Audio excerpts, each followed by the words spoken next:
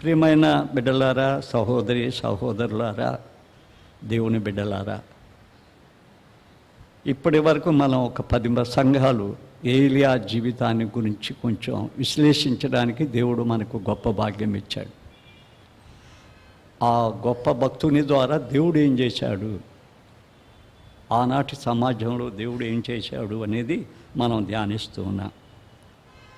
దేవుడు ఏనాడు కూడా సమాజంలో మహా ఉన్నత స్థితిలో ఉన్నవారిని కానీ, ఐశ్వర్యవంతులను కానీ, ఈ భూలోక సంబంధమైన జ్ఞానం గలవారిని కానీ ఆయన వాడుకోలేదు ఎక్కువగా. ఎందుకంటే రాను రాను సాతానుడు నీ జ్ఞానం వలన, నీ ఐశ్వర్యం వలన నీవింతటి సేవ చేయగలిగావని అంటాడని దేవుని మహిమపరచలేక అహంకారిగా తయారవుతాడన్న దృప్తితో బలహీనులైన వారిని ఆయన వాడుకుంటాడు. బలహీనులైన వారికి జ్ఞానం ఇస్తారు. అప్పుడు వారు ఏం చెప్తారంటే ఇది అంతా మాది కాదు అంటారంతే. బలహీనమైన వారిని వాడుకుంటాడు. యేసుక్రీస్తు కూడా తన శిష్యులందరూ ఎవరు? బలహీనులు, విద్య లేని పామరులు. వాళ్ళని ఏమన్నారో తెలుసా? భూలోకాన్ని తలక్రిందులు చేయవారు ఇక్కడికి వచ్చారంటాడు. వాళ్ళు భూలోకాన్ని తలక్రిందులు చేస్తారంట. వారి జ్ఞానం వేసే, వారి వాక్యం వేసే, వారి స్వస్థత వేసే, వారి సేవ వేస్తే ఏది వాళ్ళ మీద వేసుకోలేదు. వాళ్ళు ఇది మేము చేశామని ఏం చెప్పలేదు. వాళ్ళు అన్నీ వేసే యేసు కేంద్రితమైన వాళ్ళు. అట్లనే పాత నిబంధనలు కూడా చాలామంది మనుషులు బలహీనమైన మనుషులు. ఏలియా జీవితం మనకు తెలియదు, ఆయన తల్లిదండ్రులు తెలియదు, ఊరు తెలియదు. గిలాదు అంటాడు, తిర్స్పీయుడు అంటాడు, ఏ కొండ మీదనో ఉంటాడు. కొండల ప్రవక్త అని ఆయనకు పేరు. ఆ బలహీనమైన వ్యక్తిని చాలా బలపరిచి ఆయన్ని ఆత్మీయంగా వాడుకోవటానికి ప్రయత్నం చేశాడు. దానికి కారణం ఏందో తెలుసా? ఏలా ఎప్పుడూ తను కనుపరుచుకోవడానికి ఎక్కడ చూడాల. ఈనాడు మనం అది నేర్చుకోండి. చాలాసార్లు మనం కనపరుచుకోవటానికి, మనం కట్టేయటానికి ప్రయత్నం చేస్తున్నాం. అది సాతాను సేవ. ఏలా ఎప్పుడు చేయలేదు. ఏలా ఏమంటాడంటే, నేను ఎవని సన్నిధిలో నుండి వచ్చానో ఆ మాట ఎక్కువ వాడతాడు. ఆ జీవము కలిగిన దేవుని తోడు అనే మాట ఎక్కువ వాడతాడు. ఇంకా ఏం చేస్తాడు? ఏం చేయాలన్నా ప్రార్థన చేసి చేయటానికి ప్రారంభం చేస్తాడు. అది ఏలియాలో ఉన్న ఆధ్యాత్మిక చైతన్యం, ఆధ్యాత్మిక దృక్పథి, దేవునికి స్థానం ఇచ్చే స్థితి ఆయన్ని దేవుడు చేస్తున్నాడు. ఈ మట్టి ఘటముల ద్వారా దేవుడు చేస్తున్నాడు అనేది చెప్పడానికి ఒక పెద్ద నిదర్శనం. అంత మాత్రమే కాదు, ఆయన పరిచర్యలో రాజులేదో మెచ్చుకోవాలి, కావలసిన దానికి సమకూర్చాలి అని ఎప్పుడు తలంచలా. తనకు ఆ తలంపే లేదు. ఎవరినన్నా నేను సంతోషపెట్టాలన్న తలంపు ఏలియాకు లేదు. ఏలియాకే కాదు, దైవ సేవకులకు ఉండకూడని తలంపు అది. ఎందుకంటే అపోస్తుడైన పౌలు అంటాడు చూడండి ఒక మాట, మొదటి దశలోని పత్రిక తీద్దాము మనం. మొదటి దశలోని పత్రికలో ఆయన రాస్తూ ఏమంటాడు అంటే ఒక మంచి మాట అంటాడు. చూద్దాం. సేవకులు 2వ అధ్యాయం 3వ వచనం చూడండి. ఏలయనగా మా బోధ కపటమైనది కాదు, అపవిత్రమైనది కాదు, మోసకరమైనది కాదు, కానీ సువార్త మాకు అప్పగించుటకు యోగ్యులమని దేవుని వలన ఎంచబడిన వారమై మనుషులను సంతోషపెట్టువారము కాక మన హృదయమును పరీక్షించి దేవునినే సంతోషపెట్టువారమై బోధించుచున్నాము. ఇది మనుషులనేదో ఒక శిష్యులను చేసుకోవాలని కాదు. 55 సంవత్సరాల క్రితం సేవకు వచ్చా. ఎన్నో గుళ్ళు కట్టమన్నారు, ఎంతోమంది పిలిచారు, ఎక్కడికెక్కడికో నెలకు ఒకసారి వచ్చి చెప్పమన్నారు. నాకు శిష్యులు లేరు. ఎక్కడ నేను గుడి నాకు లేదు. ఒకవేళ కట్టినా నాయి కావు. ఎందుకంటే మనమేదో మనుషులను సంతోషపెట్టి ఆకర్షించి వాళ్ళని కట్టేసి వాళ్ళని మన గుడికే ఉంచుకొని మన సంసారం చేసే స్థితి కాదే. ఏలియా కూడా వచ్చాడు, వెళ్ళిపోయాడు అంతే. తనకంటూ ఏదో ఒకటి ఉండాలి అని ఆశించలేదు. దేవుని బిడ్డలు ఎవరు అలా ఆశించారు. ఎందుకంటే తన ఆధ్యాత్మికంగా దేవుడు ఇచ్చిన వాక్యం వలన అనేకులు చైతన్యపడి అనేకులు యేసుక్రీస్తు దగ్గరికి వచ్చి యేసుక్రీస్తు శిష్యులు అవ్వాలి. అదే ఆయన కోరాడు. మీరు సర్వలోకానికి వెళ్ళి సర్వ సృష్టికి సువార్తను ప్రకటించి నాకు శిష్యులను చేయమన్నాడు, కానీ వాళ్ళకు శిష్యులను చేసుకోమని చెప్పలేదు. అది యాంటీక్రైస్ట్ చేస్తున్న పని. తర్వాత చూస్తాం మనం. మరి అలాంటి పరిచర్య భక్తుడు చేశాడు. ఇక్కడ ఈయన చేసిన ఛాలెంజ్ చూసాం, ఫెయిల్ అయిన వాడిని కూడా మనం చూసాం. మళ్ళీ ఒక్కసారి ఆ ఛాలెంజ్ చూద్దాం. 1 రాజులు 18వ అధ్యాయం, 1 రాజులు 18వ అధ్యాయం 21వ వచనాన్ని మనం చూస్తే ఆయన ఏం చెప్పాడో చూడండి. ఏలియా జనులందరి దగ్గరకు వచ్చి, ఎన్నాళ్ళు మటుకు మీరు 2 తలంపుల మధ్య తడబడుచుందురు 2 తలంపుల మధ్య తడబడుచుందురు. యెహోవా దేవుడైతే ఆయనను అనుసరించుడు, బయలు దేవుడైతే వానిని అనుసరించి ప్రకటన చేయగా జనులందరూ ఒప్పుకున్నారు. ఆయన తన కోసం ప్రకటన చేయలే. మీరందరూ విశ్వాసులైతే నా గుడికి రండి అని పిలవాలా, లేకపోతే ఈ కర్మేలు కొండ మీదనే ఒక గుడి పెడదాం అలా. మీరు దేవుడి ప్రజల, దెయ్యాల ప్రజల, బబులోని ప్రజల, బబులోని ప్రజల. ఎన్రాలు తడబడుచున్నారు. లాస్ట్ వీక్ ఇదంతా మనం ధ్యానించాం. వాళ్ళు ఏమేమి చేశారో బయలు ప్రకటనలు ఇదంతా ధ్యానించాం. ఈ సమయంలో మళ్ళీ అది మనకు కష్టమవుద్ది. అది మనం ధ్యానించడానికి వీలు కాదు కూడా. వాళ్ళు అరిశారు, చాలా గల్బా చేశారు, కేకలేశారు. దేవుడు ఏలియా ఎగతాళి చేశాడు. మీ దేవుడు నిద్రపోతున్నాడేమో, లేపుకోండి అని చెప్పాడు. ఒకవేళ ఆయన దూరమైందేమో, ఇంకా రావాలేమో, ఇంకా గల్బా చేయండి అన్నాడు. వారు తన శరీరాలంతా గాయపరుచుకున్నారు. కానీ ఆయన ఏ పలకల ఉలకల ఏం లేదు. దేవుడైదే కదా. ఓడిపోయాడు. ఆ సమయంలో ఏలియా ఏం చేశాడో తెలుసా? ఎలీజా అంటారు. ELISA understand the truth very well and ఈ ప్రొక్లీమ్డ్ ఇట్. ఆయనకి ట్రూత్ బాగా తెలుసు, నిజం తెలుసు, సత్యం తెలుసు. ఏంది ఆ సత్యం అంటే, I and my God, I and my God majority, I and my God majority, నేను నా దేవుడు మెజారిటీ. అక్కడ చూడబోతే వాళ్ళు 850 మంది నిలబడ్డాడు, ఒక్కడే నిలబడ్డాడు. వాళ్ళు 850 మంది, ఈయన ఒక్కడే. కొన్నిసార్లు మన జీవితంలో ఒక్కరి మీద నిలబడవలసి వస్తుంది. నా జీవితంలో చాలాసార్లు నిలబడ్డా ఒక్కడినే. కొన్ని ప్రిన్సిపల్కి వ్యతిరేకమై సంఘాలు వచ్చినా, సంస్థలు వచ్చినా ఒక్కనే లేచి మాట్లాడగలిగే ధైర్యం ఉండేది. కానీ నా ధైర్యం ఏంటంటే, ఎప్పుడు కూడా నా పక్షంలో దేవుడు ఉన్నాడు. ఆయన పిలిస్తే నేను వచ్చా. ఎవరికి భయపడేది లేదు. సారీలు చెప్పుకొని, శంకలు చెప్పుకొని, ఏమైనా చెప్పుకొని, దేవుని పక్షంలో నిలబడేవాడికి భయం ఉండదు. ఎందుకంటే నాతో దేవుడు ఉన్నాడు. నాతో దేవుడు. వితౌట్ గాడ్ అది మైనారిటీ అయిపోద్ది. దేవుడు లేనివాడు. వాళ్ళు 950 మంది ఉండి కూడా ఏమీ చేయలేకపోయారు. ఎన్నో అరిశారు, ఎంతో గల్బా చేశారు. ఆరాధించడానికి కూడా అవిరీదయ్యే కాదు, ఆరాధించాడు. మనుషు జ్ఞానాన్ని ప్రదర్శించడానికి చూశారు, శరీరాన్ని పగలగొట్టుకోవటానికి చూశారు. కానీ ఆత్మను పగలగొట్టి సత్యవంతుడైన దేవుని సన్నిధిలో హృదయాలను కుమ్మరించటం వారి చేత కాదు. ఎవరు వాళ్ళు? వాళ్ళందరూ యూదులే, తప్పిపోయిన యూదులు. దేవుని దగ్గర ఉండి బయలుదేవత దగ్గరికి, అష్టారోతు దగ్గరికి పోయిన సాతానునీయులు వాళ్ళు. నిజ దేవుణ్ణి దేవుడిగా ఆరాధించకుండా వ్యక్తులను ఆరాధించటానికి ప్రారంభించిన వాళ్ళు, వ్యక్తులను ఆధారం చేసుకుని బ్రతికేవాడు. కాబట్టి వాళ్ళు ఫెయిల్ అవ్వటం మనం చూస్తూ ఉన్నాం. అందుకే 91వ కీర్తన ఎప్పుడన్నా చూస్తున్నామా? అప్పుడప్పుడు చదువుదాం. ఆ కీర్తన మంచి కీర్తన.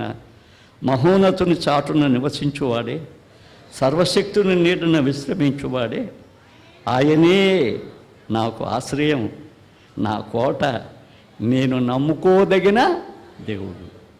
చూసావా దావీదు మాట్లాడుతుంటాయో? ఆ విశ్వాసమే ఏలియాది కూడా. నాకు ఆయన ఉండడానికి ఇంకేముంది? ఎవరినో ఎత్తుకులాడుకోబని లేదు, ఎవరు చేయబని లేదు. నా పరిచర్యలో నా ప్రభు నాతోనే ఉంటాడు, ఆయన నన్ను విడిచిపెట్టే దేవుడు కాడు అనే ఆ నిదర్శన మనం చూడగలుగుతున్నాం. ఇక్కడ ఏం జరిగిందంటే ఏలియా చేసిన ఆధ్యాత్మికమైన ఒక ప్రక్రియ ఏం చేశాడో తెలుసా? వాళ్ళందరూ కలిసి దేవుని బలిపీఠాన్ని పడగొట్టారు. బలిపీఠం అంటే మనం ఇప్పుడు నేర్చుకోవాల్సింది ఏంటంటే, చాలా కాలంలో కొత్త నిబంధన కదా, పాత నిబంధనని చాలామందికి అది అర్థం కాదు. బలిపీఠం అంటే ఏదో కడతారు, దాని మీద ఎద్దునేస్తారు, కోస్తారు, మట్టి పెడతారు, తర్వాత కట్టెలు బెరుస్తారు అనుకుంటున్నారు. ఆ దినం దేవుడు చేత ఏర్పాటు చేయబడిన అబ్రహాం ఏర్పాటు చేశాడు బలిపీఠాలు కట్టడం. ఆ బలిపీఠములు సర్వసృష్టికర్తను, సర్వశక్తిమంతుడైన దేవుణ్ణి సంధించడానికి మనుషుడు నిర్మించుకున్న ఒక వేదిక బలిపీఠం. సర్వశక్తిమంతుడు, సర్వోన్నతుడైన దేవుణ్ణి మానవుడు సమీపించాలి అంటే ఒక స్థానం కావాలి, ఒక దిక్క కావాలి. అందుకని ఏం చేసేవాళ్ళు? దాన్ని కట్టేవాళ్ళు. వీళ్ళు ఏం చేశారంటే ఆ బలిపీఠాలను పడగొట్టేశారు, బలిపీఠాలను పడగొట్టేశారు, పాడు చేసేసారు దేవుని బలిపీఠాలని. చూస్తారా? 1వ రాజులు 19వ అధ్యాయము 10వ వచనం చూడండి ఏమని ఉందో. 10వ వచనంలో ఏముందో? అతడు ఇశ్రాయేలు వారి నిబంధనను త్రోసివేసి నీ బలిపీఠమును పడగొట్టి నీ ప్రవక్తలను ఖడ్గము చేత హతము చేశారు. ఎవరైనా? ఆహాబు. ఎవరు ప్రవక్త ఆయన? ఎవరు అసలు రాజుగా ఏర్పాటు చేసింది ఎవరిని? ఇశ్రాయేలు రాజ్యాన్ని పరిపాలిస్తున్నాడు. యెజెబెలును ఆయన వివాహం చేసుకున్నందువలన సీదోను యొక్క బబులోను ప్రవక్తగా ఉండబడిన ఆ రాజు కుమార్తెను చేసుకున్నందువలన ఆ దరిద్రమంతా ఆ యూదా మతానికి తీసుకొచ్చాడు, ఇశ్రాయేలుకి తీసుకొచ్చాడు. దేవుని బలిపీఠాలనే పడగొడుతున్నాడు, సొంత బలిపీఠాలు కట్టుకోవడానికి ప్రయత్నం చేస్తున్నాడు. తన బలిపీఠాలను పడగొడుతున్నాడు. దేవుడి బయలుదేవత కడుతున్నాడు వ్యక్తి కోసం, తన భార్య కోసం. అష్టారోధు దేవతవి పడగొడుతున్నారు. వారందరూ ఆ దినాలలో చాలా చెడు దేవతలు, వారి అంతా శృంగారపు శాస్త్రాలు. అలాంటి అన్య సంబంధమైన, లైంగిక సంబంధమైన అపచారాలు చేసే దేవతల బలిపీఠాలు కట్టడానికి దేవుని యొక్క మందిరాన్ని పడగొట్టేశారు.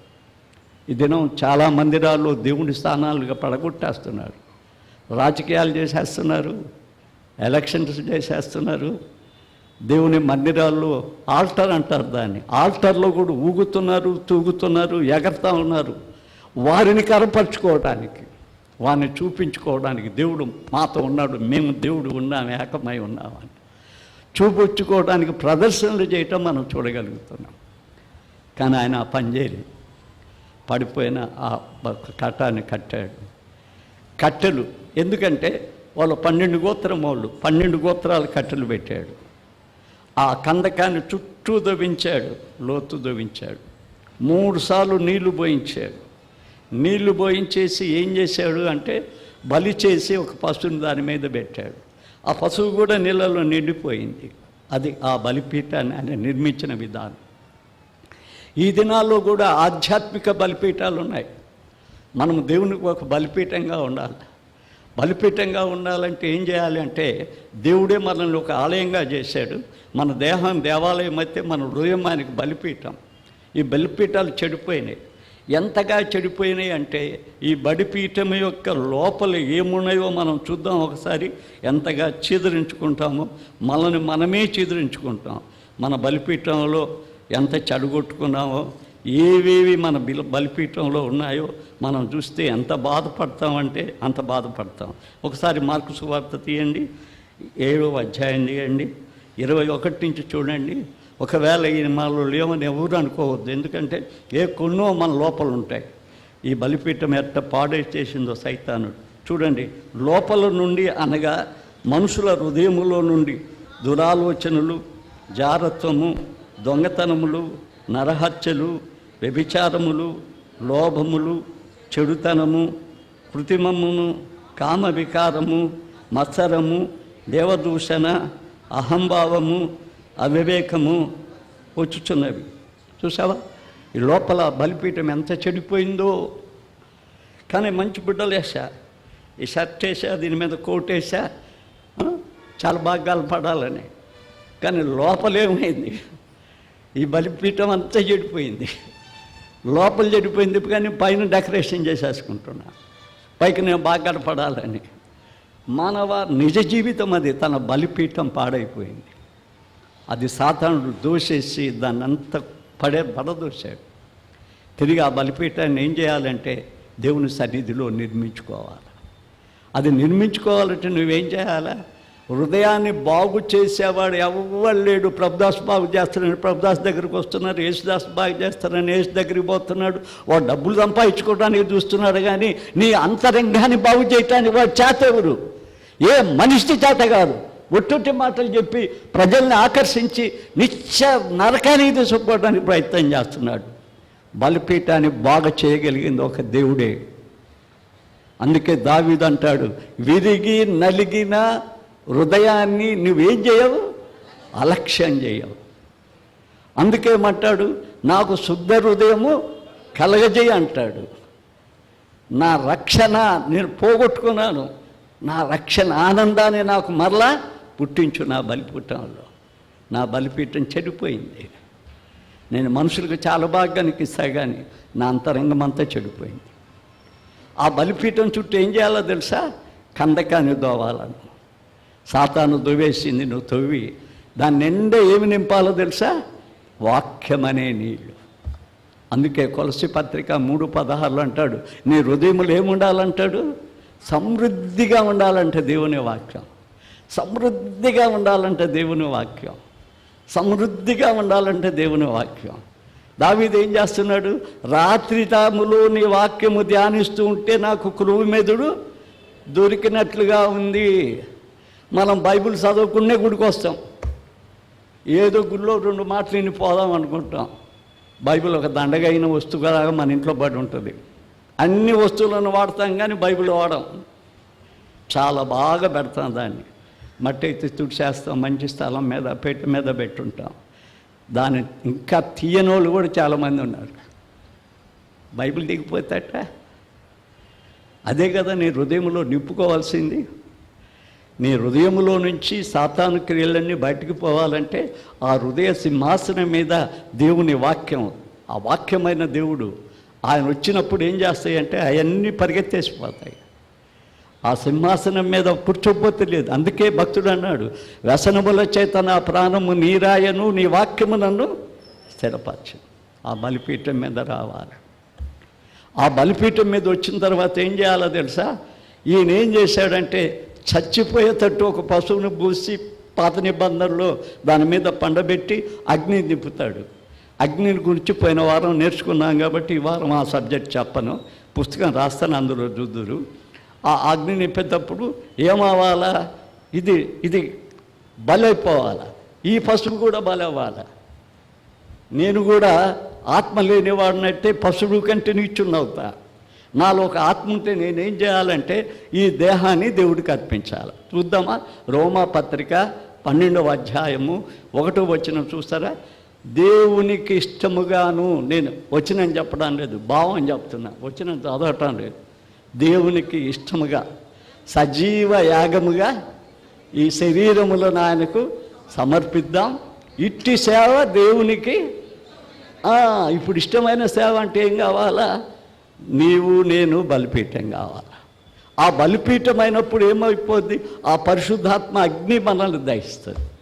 అదే ఏసయా పెదవులను దగించింది, ఏసయా పెదవులను కాల్చేసింది. అగ్ని పరిశుద్ధాత్మకు గుర్తు. ఇప్పుడు ఏం లేకుండా పరిశుద్ధాత్మ ఎగిరితే ఇచ్చేస్తున్నారు. నువ్వు ఎగిరావంటే నీకు పరిశుద్ధాత్మ వచ్చిందంటారు అంతే, ఎగిరితే. అందుకే 1వ తిమోతిలో మోసపుచ్చి ఆత్మలు అంటాడు 4వ అధ్యాయం. ఎగిరితే అట్ట పరిశుద్ధాత్మ వస్తుంది. పరిశుద్ధాత్మ ఎగురుతుందా? పరిశుద్ధాత్మని అంతరంగములో పాపాన్ని ఒప్పిస్తుంది. పరిశుద్ధాత్మ అగ్ని యొక్క ప్రథమ పని ఏందంటే నీ అంతరంగములో ఉన్న పాపాన్ని ఒప్పిస్తుంది. ఒప్పించి రెండో పని ఏంటంటే నేను సర్వసత్యంలోనికి నడిపిస్తాడు. అది అగ్ని కాల్చి నేను సర్వసత్యంలోనికి నడిపిస్తాడు. కాబట్టి ఇక్కడ ఈయన చేసింది మనం ఆత్మీయంగా ఆలోచిస్తే ప్రతి వ్యక్తుల జీవితాలలో సాతానుడు పారిపోవాలి అంటే ఆ అగ్ని మనల్ని కాల్చాలి. లేకపోతే ఆయనే కాల్చేస్తాడు మనం కాల్చకపోతే.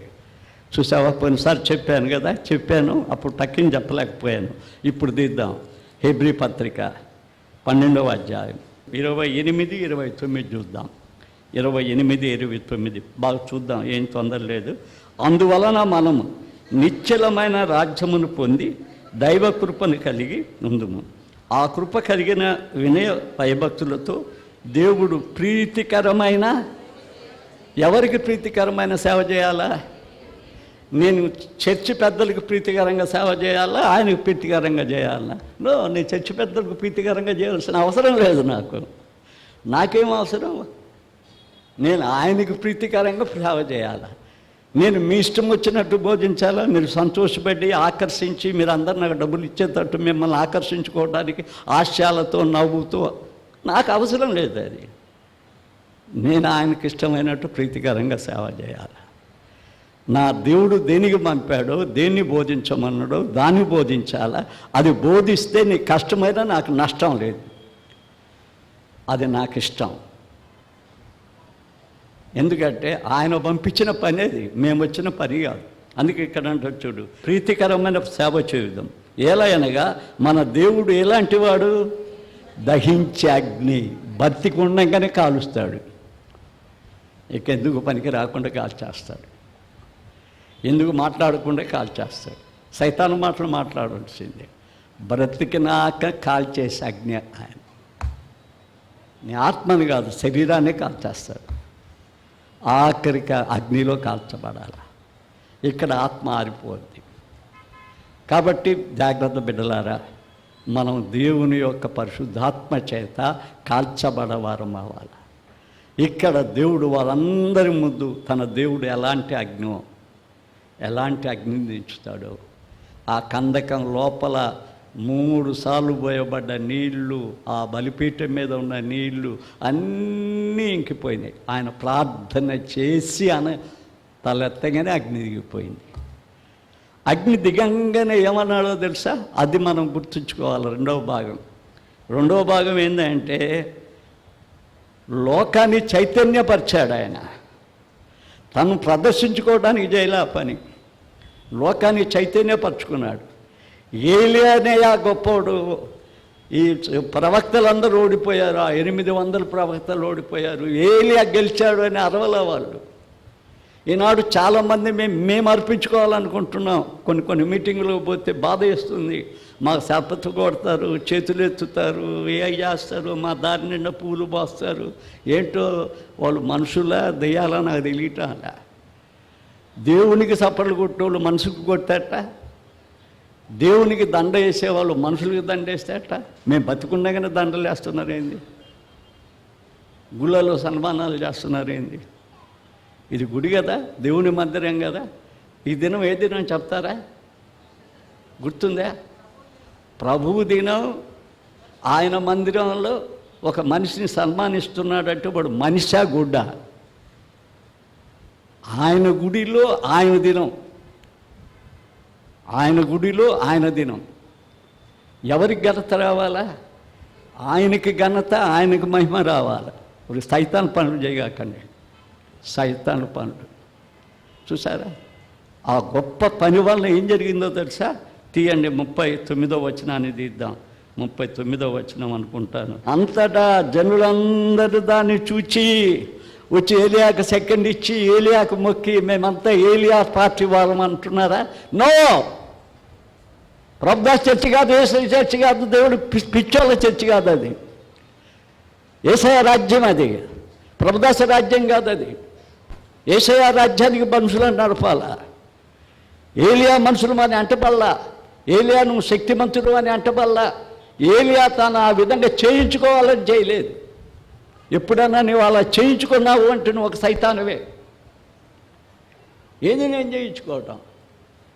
నేను ఆయన మోసే గాడిదనైతే, ఆయన ఇత్యాలు వేసిన వాక్యాన్ని వెదజల్లే ఒక వ్యవసాయదారుని, ఒక కూలివాడిని అయితే, నేను ఒక సర్వెంట్ని అయితే, నేను రాజులాగా చూపించుకోవాలని ప్రయత్నిస్తే ఎంత దౌర్భాగ్యం అది, ఎంత దౌర్భాగ్యం. వాళ్ళందరూ కూడా సాగిలపడి ఎవరికి మొక్కారు?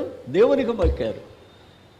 దేవునికి మొక్కారు. మొక్కి ఏమంటున్నారు చూడు, యెహోవాయే దేవుడు, యెహోవాయే దేవుడు అని ఏం చేశారు? కేకలేశారు. అబ్బా, ఇప్పుడు ఒక మాట చెప్పగానే సఫలు కొట్టేస్తారు ప్రభుదాసు.